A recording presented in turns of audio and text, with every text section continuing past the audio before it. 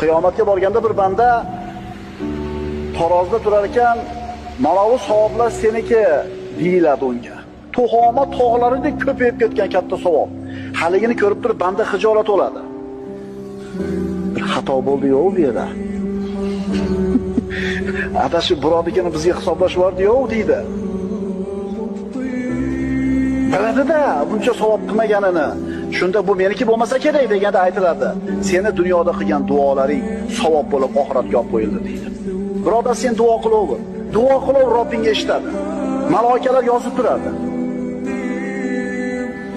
Faqat seni duoing ijobat bo'lishi uchun ixlos bilan duo qilgin. Mustor bo'lib duo qilgin. Allohga muhtojligini izhor qilgin. Haromdan uzoq bo'lgin va duoing ijobat bo'lishiga aniq ishongin. Albatta duoing ijobat bo'ladi.